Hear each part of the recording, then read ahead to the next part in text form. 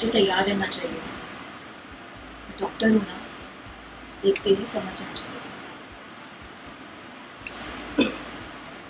तो तुम भी ना, तुम्हारा मूड इतना जल्दी बदलता है, मुझे पता ही नहीं था।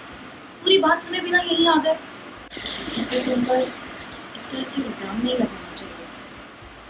मतलब इतनी बड़ी चोरी का इल्जाम, वो भी अपने ही घर वाले पे। ये सही नहीं है। तुम्हारा मूड इतना जल्दी बदल जाता है, मुझे यही नहीं पता था। वहाँ पूरी बात खत्म किए बिना ही तुम यहाँ आ गए। अब है, एक बात बोलूं, कीर्ति को ऐसे तुम पर इल्जाम नहीं लगाना चाहिए था। मतलब इतनी बड़ी चोरी का इल्जाम, वो भी अपने ही घर वाले पर। और हैरानी की बात तो ये है कि श्रद्धा ने भी इसे कुछ नहीं कहा, बस ऐसे ही बीच से चली गई।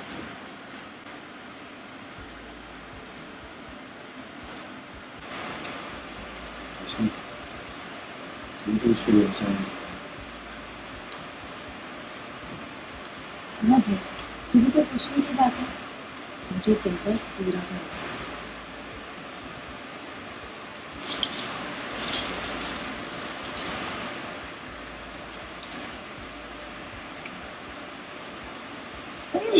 हाय। As we can see, Roshni is trying to be manipulative. वो अभय को अपनी बातों में अब फंसाना शुरू किया है। पहले ऐसा देखा नहीं जा रहा था रोशनी की तरफ से। तो अब इस किस तरीके से बढ़ने वाला है ये अभय और रोशनी का कनेक्शन? स्टार्टिंग से ऑडियंस के पॉइंट ऑफ व्यू से हमने यही दिखाया था कि doctor Roshni has come here to cure Abhay and वो बहुत ही सिंपल लड़की है और अभी धीरे धीरे उसकी पास्ट स्टोरी भी ये लोग रिवील कर रहे हैं that she had a very she lacked love in her life. तो अब उसको वो प्यार अभय से मिल रहा है, तो धीरे धीरे करके वो अभय से वो प्यार पाना चाहती है। एंड हमने पास्ट एपिसोड्स में अभी हमने शूट भी किया, अभी वो ऑन एयर भी आ जाएगा, वेयर रोशनी बोलेगी कि नाउ अब मैं अभय को अपने से दूर नहीं जाने दूंगी। सो या धीरे धीरे करके अभी बहुत सारे ट्विस्ट एंड टर्न्स आएंगे अभय और श्रद्धा की लाइफ में, जो कि रोशनी पैदा करेगी। तो जैसे कि हमने देखा कि अभय ने आपको प्रपोज भी किया था इसके पहले, उन्होंने आपको रिंग पहनाई, तो वो एक अलग ट्रैक बनता चला जा रहा है रोशनी और अभय का, जहाँ श्रद्धा भी काफ़ी ज़्यादा परेशान है ये चीज़ें देखकर, क्योंकि ऑलरेडी एक प्रॉब्लम थी मेमोरी लॉस की अभय की, और अब ये नई प्रॉब्लम आ रही है। येस, हम लोग भी बहुत शॉक थे बिकॉज रोशनी भी एक्सपेक्ट नहीं कर रही थी, क्योंकि it was just a surprise party और एवरीवन वाज एंजॉयिंग।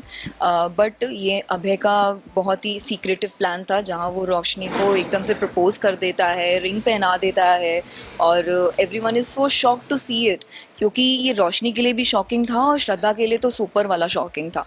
और जिस तरीके से आपका कैरेक्टर अभी धीरे धीरे ग्रे टर्न हो रहा है, तो क्या आपको पहले से जानकारी थी कैरेक्टर इसी तरीके से वर्क करने वाला है, या फिर एज टाइम आपको पता चला? No, I knew it about it.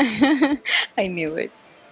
और साथ ही क्योंकि फैंस का हम कमेंट्स देखते हैं लगातार, और यही कहते रहते हैं रोशनी क्यों बीच में आ रही है, तो क्या जब आप एक ग्रे कैरेक्टर करते हो तो क्या ऐसी चीज़ें देख के बुरा लगता है कि?